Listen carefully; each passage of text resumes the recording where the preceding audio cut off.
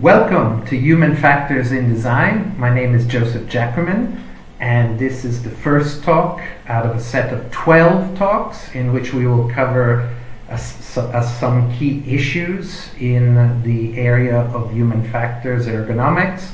We'll be starting with things of a rather physical nature, such as the sizes of people, how they're measured, and the issues involved, biomechanics. We'll then move on to things like perception and cognition and memory. We'll look at things much more about the brain and how the brain operates and how we see the world and how we think about things. We'll cover emotions, and then we'll end the talks with the final talks, the 11th and 12th, about getting information into our product, system, or service via controls, and getting information or actions out of our product, system, or service via displays. So we'll be spanning from the physical to the emotional and covering issues of posture and controls and displays, very practical issues of interfaces, and hopefully we'll be presenting some information which you'll find useful to you in your everyday work. So, human factors in design, let's start with a few definitions and let's talk about where this comes from and say a few comments to set the stage for the more technical materials which follow. First of all, the names. We talk a lot about ergonomics.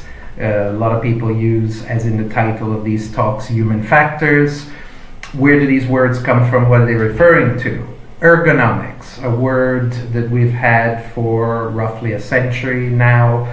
Ergonomics implies the study of man at work, while human factors implies instead the study of people and their interactions with the environment more generally. So ergonomics, men and women in doing tasks and doing activities of a somewhat formal nature, possibly in a factory or office setting. Human factors gets to be used a little bit more to refer to the wider range of interactions that people can have with product, system, services, the environment, things that happen in sports, things that might be encountered during vacation. The term ergonomics is fairly interchangeable with the term human factors. There isn't a huge difference between the two. However, the term ergonomics tends to be a little bit more popular in the United Kingdom, whereas the term human factors is slightly more popular in North America, the United States, Canada. So in different countries, one term may be favored slightly over the other, but they're relatively interchangeable and they're generally referring to much the same things.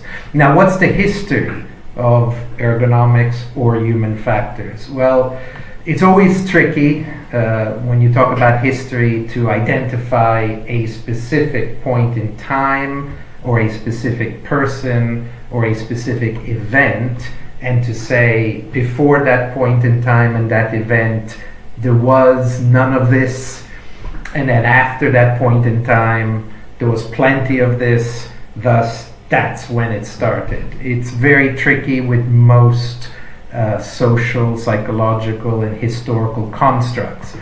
When it comes to ergonomics and human factors, some people, some experts propose that possibly maybe an early example of the kind of thinking involved in ergonomics and human factors might be the Roman practice from antiquity called drying the legions. Drying the legions was a systematic, planned series of activities, some of them training, some of them working, building walls, building forts, building bridges and roads.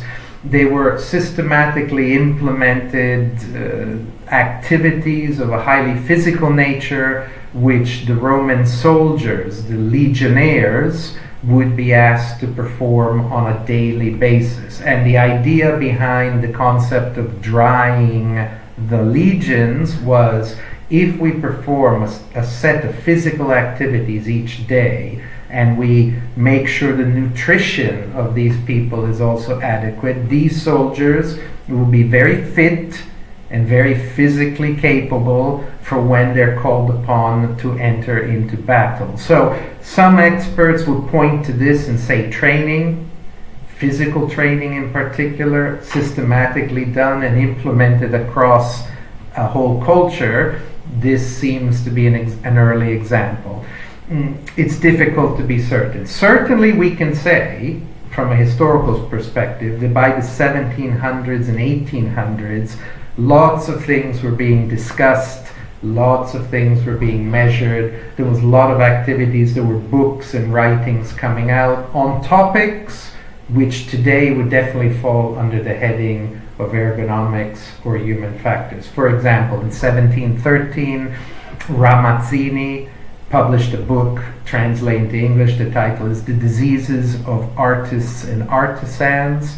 What did the gentleman do? He observed something that people had been noting for a long time, but he did this very systematically, kept diaries, noted, and wrote a book that systematically organized the material.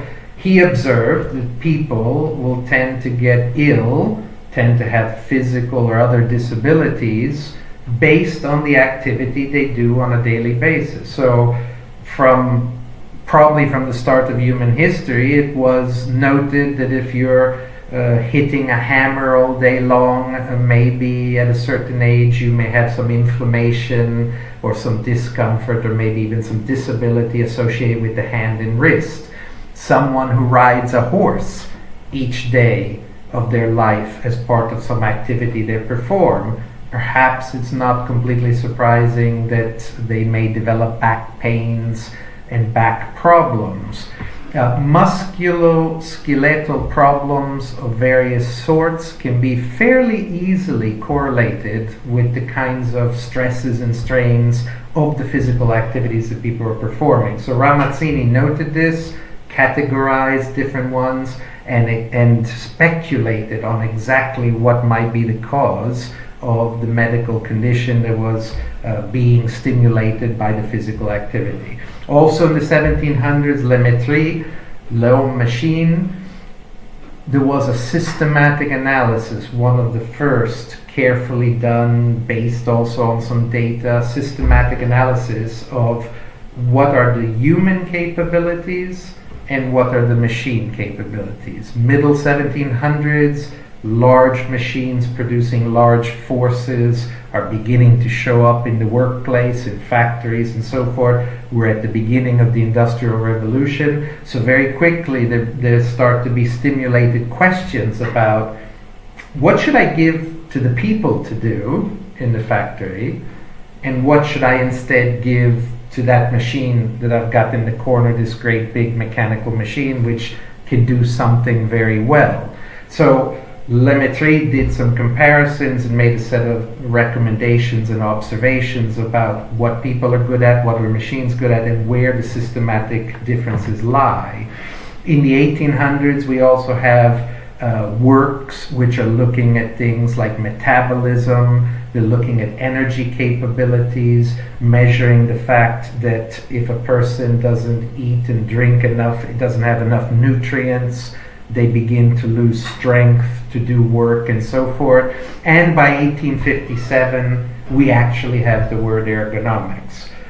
First appearing in a Polish newspaper, the word was invented or put together from the Greek words ergo, meaning work, and nomos, meaning the rules, the laws, or the explanations, the logic behind it. So people are doing work, and we're trying to figure out how they do it, why they do it, what's important in what they're doing.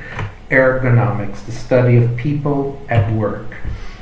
In the 20th century, things accelerated quite quickly. In the early 20th century, we have the Gilbreths developing a set of things. One of the things they're most famous for, of course, is what's referred to as the time and motion study. Even today, time and motion studies are incredibly popular and very helpful to understand the efficiencies and the processes involved in many manufacturing, transport, or logistic operations. Time and motion, these people in the early 20th century said, let's take a stopwatch and let's go observe this operation, whether it's loading a lorry or making a car in the factory or preparing the dinner or whatever is the somewhat routine, somewhat standardized human work activity. Let's take a stopwatch, and each step of the way, each discrete thing they do, let's measure how many seconds or minutes that takes. Oh, it took this many minutes to get the box from the ground into the back of the lorry. It took this many minutes to get the various boxes in the lorry packed into a nice order and fixed with chains or ropes to hold them in place. It took this long to put petrol in the lorry. It took this long for the driver to get everything started and to exit the compound. It took this long to drive on the motorway up the road and get to the place that the load is being delivered. By breaking down a complex activity into individual discrete steps and simply measuring the time, the temporal aspect of the activity, you can spot very quickly which steps and which activities take the most time, and then you can decide, let me see if there's anything I can do to speed it up and to simplify it. Maybe if I remove the door from the lorry, such that we're not losing 20 seconds to open and close and lock the door, that might speed things up. Perhaps if the loading straps were made differently and they could be fixed in a minute or two rather than 8 or 10 minutes, maybe that would make this much more efficient as a process. So time and motion, writing it down, putting it on a sheet of paper and a table and organizing it, this provides fundamental insights which permits the optimization of routine tasks, particularly in factory settings. And in factory settings, we're familiar with early 20th century Taylorism, the kind of techniques that the Ford Motor Company championed when they broke down the manufacture of a Model T Ford into lots of simple operations which could be performed over and over again by one or two people without a great degree of training. So rather than have one expert or a small team of experts building a car, one group of people doing everything until they get to the end of the car and it's complete, which takes a long time,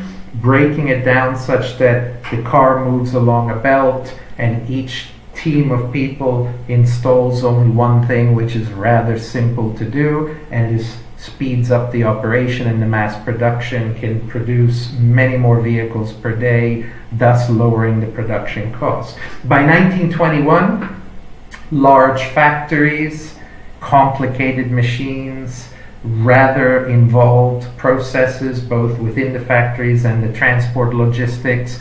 We see in the United Kingdom for the first time something that was born to a forum and an organization for discussing and sharing experiences and learning about these issues was born, the National Institute of Industrial Psychology. Then the field of ergonomics and human factors went through a very big acceleration.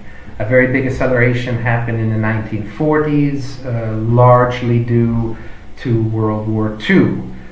World War II was a period in time when the war was involving machines, aircraft, think of the fighter planes of the period, tanks, submarines, cannons, radar towards the middle end of the period. The war led to the creation of a large number of machines whose characteristics were now faster, stronger, more sensitive. They had all kinds of characteristics which went beyond human capabilities. Flying a Wright brothers airplane at the speed it went was a tricky business and required good reflexes and quite a bit of planning. But flying a jet aircraft at 500, 600, 700 kilometers an hour in a turn requires reflexes, reactions, decision making, situation awareness, perception, cognition from the people, which starts to go beyond what the people can do. And in many cases, the equipments had to be designed around the people. For example, something like a fighter plane, a really big person you couldn't fit in it. It wasn't designed for a really big person. Because if a really big person had to sit in a Spitfire, just to name one, I would have had to design a very tall canopy. It would have sticked up in the airflow. It would have put some additional drag on the aircraft and slowed it down. And that's against the technical requirements that you need for survival, to survive battle. So in many cases, machines also had to be designed around their operators, and the operators, the military personnel, had to be selected based on what the machine could or couldn't accommodate. So this whole question of human factors in ergonomics, the knowledge about people, the scientific facts about people, the psychological and sociological facts about their behaviors, this came very much to the forefront. Study and discussion and use of these informations in design accelerated very greatly. And by the end of the war, the momentum had been established, and in 1950s, we had the Ergonomics Research Society formed in Great Britain, and in the United States we have the Human Factors Society a little bit later in 1957.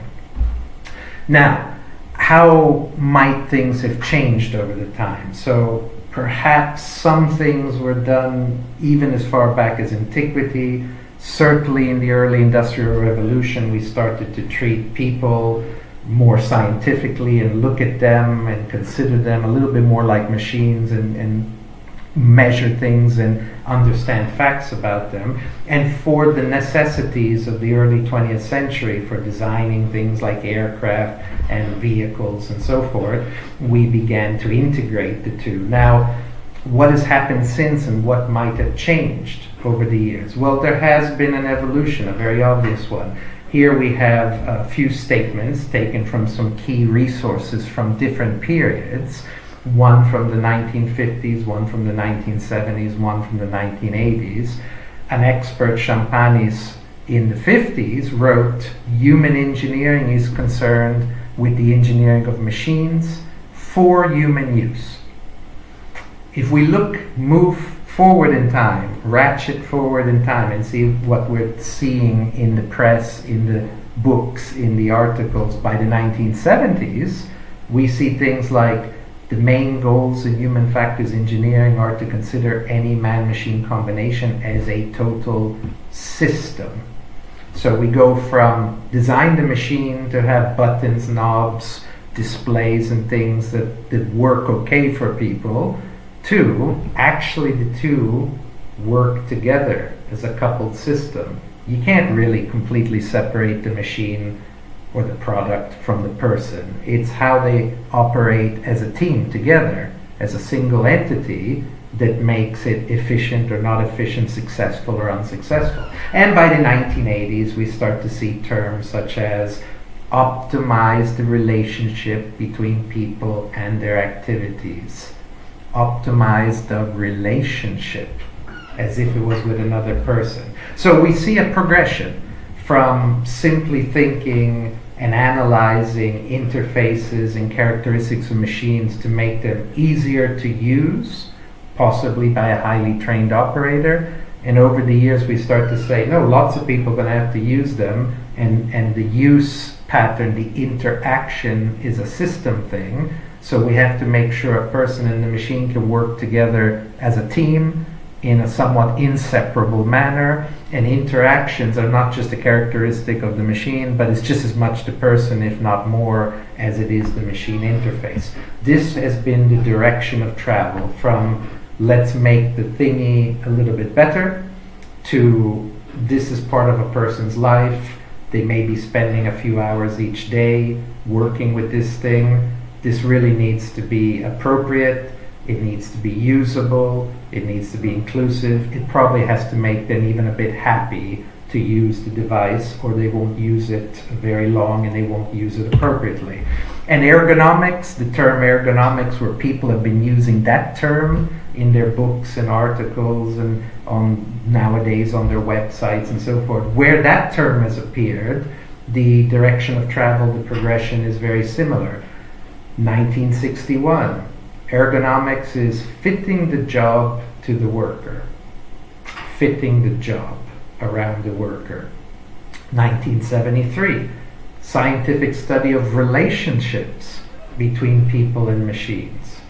1983, the application of the human sciences to the study of work, including domestic and leisure activities. So again, we see a shift in emphasis from an interface or a device as an isolated thing that can be designed better, to a teamwork, to a relationship which may last many hours a day and could be in any one of a number of scenarios and situations. So it's not just at the office in the corner of the room. This may be something that's happening in many locations to the person that they're using it over the course of a day for a lengthy period of time. So we see a direction of travel, and it's part of the recognition that the world has changed, and from a world of very few manufactured artifacts coming out of factories in the Industrial Revolution, or even fewer from pre-industrial times, this is also a recognition of the fact we're surrounded by stuff, and we interact all day long with stuff.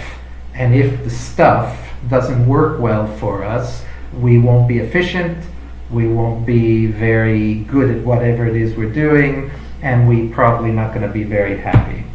So, if that's been the direction of travel, what has also been the focus? It's one thing to have a philosophical approach and to recognize certain changes in the world. It's another thing to ask, where has the money been? Where has the economic focus been? Where has the mass production tended to be in the different periods? The mass production of the things which human factors and ergonomics experts have been working on. Well, there too there's a somewhat clear, a somewhat obvious progression. The 1950s, following up on the momentum of the Second War, that was still very much military ergonomics. Your radar, your sonar, your operating curves, and so forth and so on. Jet aircraft pushing the limits of human endurance.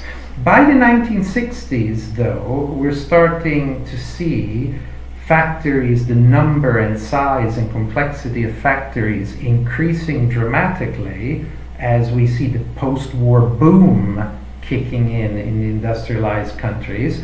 So industrial ergonomics, how can we optimize the assembly line?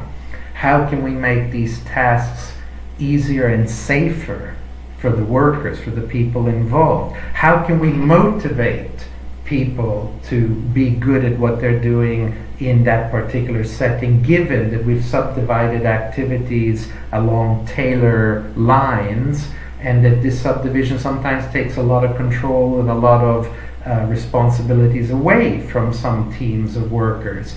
Well, industrial ergonomics, optimizing the factory environment, optimizing the office environment, was a very big focus of many, many publications and many activities in the 1960s. By the 1970s, the fruits of this labor, the things people were making in the factories, are starting to be present in everyone's homes.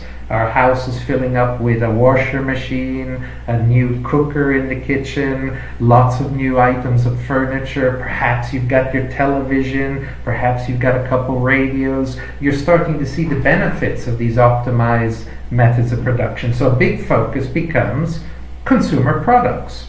Can we make the blender to be more quiet, easier to use, organize the buttons and the controls in such a way people make less mistakes and they have more fun using it? Can we make some washer machine more efficient in terms of how long it takes, easier to open? Can we reduce the loadings on people's backs when they load things into the washer machine, so forth, so on? So consumer products became a big focus. By the 1980s, we've got computers.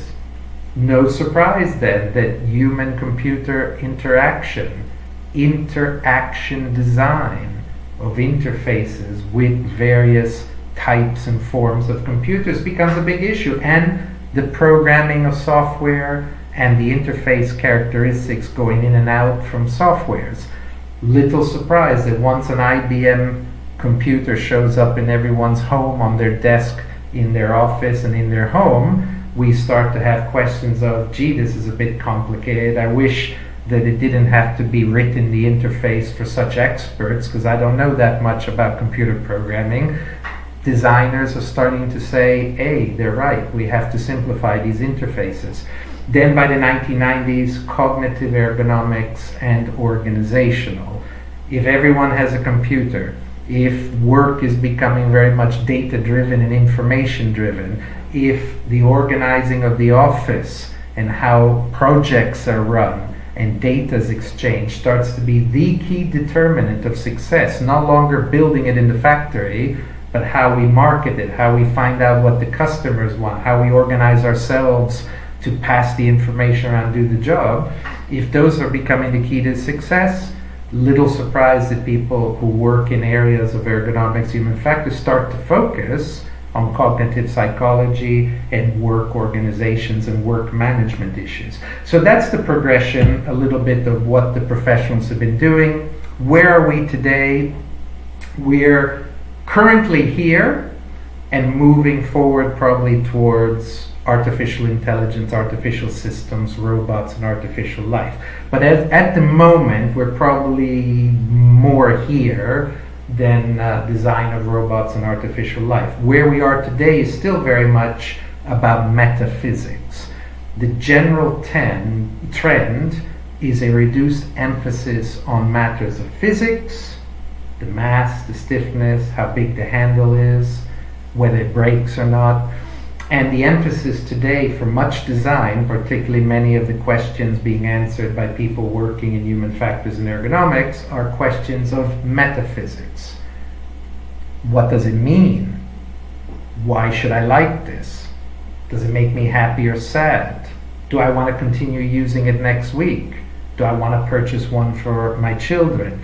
If we look at the image on this slide, we've got visual examples of what we're referring to with physics and metaphysics. On the left-hand side, we have an example of the boot of a car.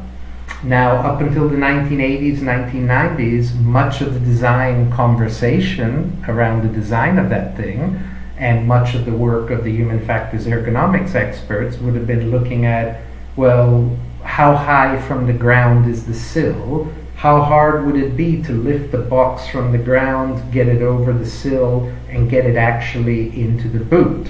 Or perhaps the boot lid opens in this manner. How hard is it to grab the handle and release it? And can you follow it all the way to the top, or would a smaller person not reach it? How much luggage can I get in here, and how comfortable or uncomfortable might it be to position it or to remove it once I arrive at destination? So, until relatively recently, most of the design conversation, particularly the human factors ergonomics issues, would have been biomechanical, physical, anthropometric, perhaps some sensory, perhaps a little bit of cognitive. It was very much about getting it to work, making it safe, making it comfortable, making the interaction reasonably acceptable or pleasant. Safety, comfort, interaction appropriate, pleasant. But nowadays, that is the minimum. Those boxes need to be ticked. That is the expectation of the customers. Customers expect everything to be pretty good and to work from a safety, comfort, and interaction point of view. And what the customers are looking at as discriminants or differentiators or ways of separating different products which are offered on the market, the customers are often looking at, how does it make me feel? Does it make me happy, sad? What is its styling? Does it fit my normal lifestyle? Does it fit into my lifestyle and express me, my personal character and my personal characteristics in the same manner as perhaps my clothes or my home might express my character and my lifestyle?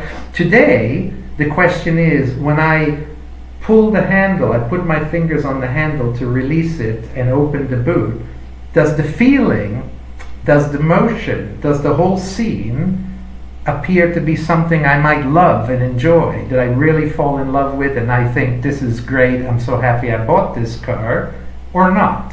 That's metaphysics, the meaning, the emotion, the deeper issues involved in what's going on. And today we're still very much there, even though we're very rapidly moving to artificial intelligence and sentient systems. Now, why are these things important? Why is it important to consider metaphysical issues of meaning and experience, customer experience, and these issues here? Well, there's lots of evidence that can be presented. I'm only going to show two quick examples, but there's dozens of things. Just go on the Financial Times and Wall Street Journal, have a look. Any day of the week you'll find evidence of these issues. But for example, in 2007, Eric von Hippel, a very well-known researcher, did lots of work in the business community looking at things like human-centered design and customer satisfaction and so forth. MIT Business School noted, statement right out of some of his work from the early 2000s, 70 to 80% of new product development which fails not for lack of technology or material or even quality, but it fails due to a failure to understand the people's needs and requirements. So there's lots of evidence. There's whole books dedicated to this topic these days. The story, the evidence, the narrative is very straightforward. People are flush with offerings. There's so much available today in the world we live in. So people are saying, if this product is a little bit hard to use, if this product is a little bit inconvenient to use, if this one costs a little bit too much or has a poor experience of interaction, I won't buy it. Because there's another one that does exactly the same things at the same cost with the same efficiently. It's doing the functional task. It's doing the main thing just as well or better, but the other one has better interaction. The other one, I like it. I like using it. I recommend it to my friends.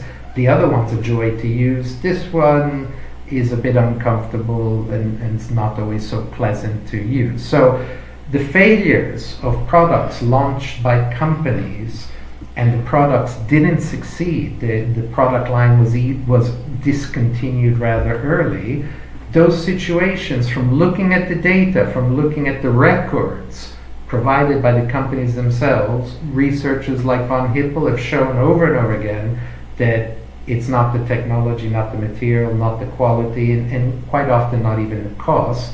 It simply doesn't match the people that well. And a similar story, a similar narrative emerges with respect to services.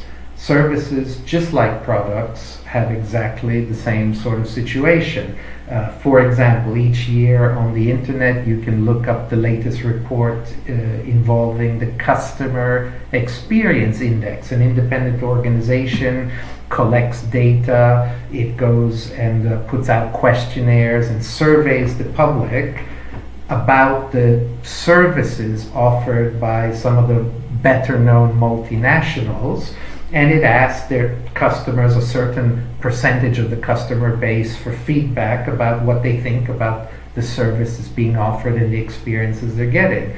Well, a few years ago, a group of researchers, they took this data, which is published each year, it's updated each year, there's a new survey each year, and they simply publish a diagram and they say, along the x-axis, let's plot that particular service or that particular company, how well it scored in the Customer Experience Index along this axis, and along that axis we'll take data from the Financial Times, from tax records, from Wall Street Journal, and we'll look at the profit margins and the profits of the businesses that are making that particular service. And when you make the little diagram and look what you're getting with the data points, there's a bit of noise in the data because life's complicated, there's many factors affecting these parameters, but you can see as a trend line a somewhat straight line fitting down the middle of the data, suggesting that the higher was the customer experience index, the better the people were talking about your service in terms of the interaction, in terms of the trust, in terms of the quality and so forth, the higher were the profit margins. So whether it's products, systems, or services, there's a general picture in most commercial economic areas which seems to suggest that the age of I'll just buy the one that's available is long gone, and now it is, oh gee, there's 20 of them on the internet that I can purchase. Which one has the reviews for doing its job properly, being safe and comfortable and quality and all those things, and also trendy, fun, enjoyable, engaging, or something more meaningful to me personally. So that's where we tend to be today. And the way to find those opportunities, find what it is that creates meaning for the people, and find ways to work that back to the color, the shape, the buttons, or whatever the practical aspects of the design might be. The way to do that isn't even so much the science of people. It isn't even so much the human factors and ergonomics, which we're treating in these talks. It's actually integrating that, but then going and talking a lot with the people about those issues, and that's human-centered design. Human-centered design involves techniques which communicate, interact, empathize, stimulate the people involved, and quite often when you talk to people, you interview participants, and you engage with them deeply and systematically over these design questions, asking their opinions and checking if they can use things or not. Quite often the people themselves come to realize that there were things they wanted which they didn't even know before they wanted. They were just picking things up and buying things subconsciously because they wanted those things, but they never stopped to think about it. They hadn't really verbalized it. It wasn't something they talked to their neighbors about. But through the design activity of interviewing, interacting, testing, co-designing, quite often the people themselves find out something about themselves and learn something of interest to them that, oh gee, that's why I always bought cars which are white in color, or red in color, or blue in color, or green in color. I never stopped to think that that's my favorite color for this reason here. I just knew it was my favorite color. Well, human-centered design not just brings insights to the organization, but quite often brings interesting insights to the participants themselves. And the techniques of human-centered design, the facts and figures about people often fall into the area of human factors and ergonomics, but the techniques of human-centered design, which goes a bit beyond that, it would involve what's shown on the left-hand side here, the facts and figures about anthropometry, biomechanical, psychophysics, cognitive, psychology, sociology, and logic and logical structures from philosophy. These are the facts. These are the tools we probably already have quite a bit to work with, and much of human factors and ergonomics falls into this category. What we're covering in these talks, most of it falls into this first column. But then the everyday interaction with the customers, with the punters, with the public. If you're the local city council and you go talk to people in the community, the everyday interaction with the people is quite often done by means of one or more of the tools that are listed in this central column, either verbally based or non-verbally based methods. You'll be familiar with many of them: ethnographic interviews, questionnaires, observational studies, metaphor elicitations, very important ones, the five W's: who, what, where, when, and why. The 5 whys, as is listed here: ask a person why they like something, they say something, whatever it is they said, ask them why that is for them, why that for you, why. You keep repeating this till you dig down deep 5 times. By the time you get to the 4th or 5th why is that explanation, probably the person has revealed something quite subtle about why they liked something or why they thought something was better than something else. Personas and scenarios and extreme users. Personas: idealized, simplified, stereotypical representations of key people that you want to design for. Scenarios, simplified, rationalized, stereotypical representations of key places and times, key situations in which your design has to work, and has to work well.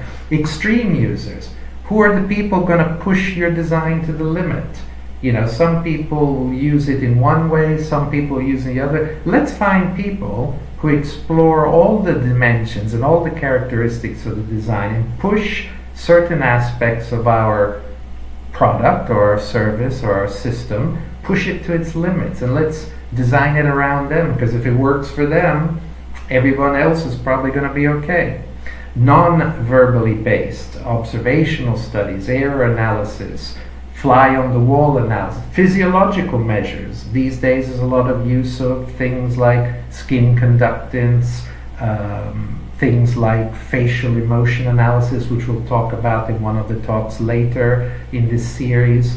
Measurements of human reactions to things, or measures such as error analysis of how many times you made a mistake on the interface, how many times did the machine register a mistake in the interaction between the person and machine. And then finally on the right hand column, simulations of possible futures. You know, if high-speed 2 rail line going as far north as Manchester Leeds will be opening the first time, the first train arriving in the station in Manchester in 20 years' time, how does the designer design for that today? Because the world of 20 years from now is going to be a bit different from the world we're in today. So there's all kinds of design tools which are part of what a human-centered designer would use, and they're a little bit beyond ergonomics and human factors, but there's tools like co-design, focus groups, experience prototyping, real fictions.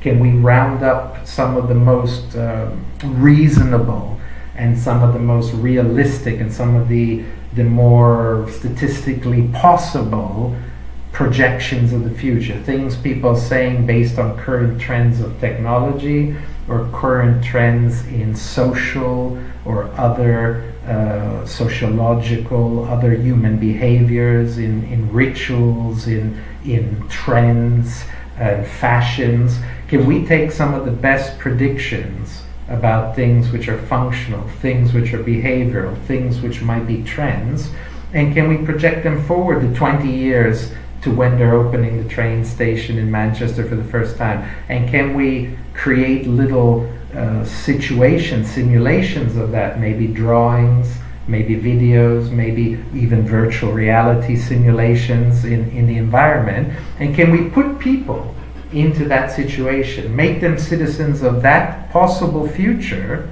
that real fiction, and then ask them the design questions, and ask them where they want the coffee shop, and you know where where the steps should be, and what kind of an elevator should be used. So from a human-centered design perspective, lots and lots of human factors in ergonomics. What's on the left, lots of human factors ergonomics nested in, blended with, or maybe the constituent component of the bits in the middle. And then some things that go a little bit beyond, and they're much more about imagining futures and doing design work with participants together as a community in that imagine. Once a person's imagination's been there long enough, and we've all seen science fiction movies, and we might be fans of Star Wars, Star Trek or something. Once you've been in a possible future long enough, you rather understand it, and you can sort of predict things, and you can give reasonable responses to questions about how things should be and how they should work. So these are techniques and tools of human-centered design, and as I said, the ones on the left tend to be more the ergonomic and human factors, and in many, many projects, possibly even the majority, they are the core activity. They're most of what the designer is actually doing on a daily basis. And if we look at how this lays out, as I said, quite often in many projects, when you're doing some design from a human point of view, a human-centered design, the human factors in ergonomics may be most of what you're actually doing. But then there's interaction design, interactivity, functions and tasks. There's quite a bit of meaning and semiotics, and the very top of the human-centered design triangle, the ultimate goal these days, when metaphysics tends to be dominating or more important many times over the actual physics, in this world that we live in today, not 50 years ago, not 30 years ago, but today, getting the meaning right, which is at the top of this representation, that quite often is the decisive key to success. So much of the work is human factors. If anything down lower on the triangle isn't done well, the whole thing's ruined. But quite often it's really, really important to get clear what we're doing in terms of what's at the top of the triangle. And I thank you very much. I hope that some of these items of background information, some of this defining the terms and expressions has been of some use to you and can be of some use to you on a daily basis. This series of talks will continue. There's 11 more of them, and each talk will be dedicated to a specific topic, and hopefully by the end of the series there'll be a certain set of informations which can be of some value to you and be put to some use by you on a daily basis. So thank you very much for your time and patience, and I'll be speaking with you again on the next occasion.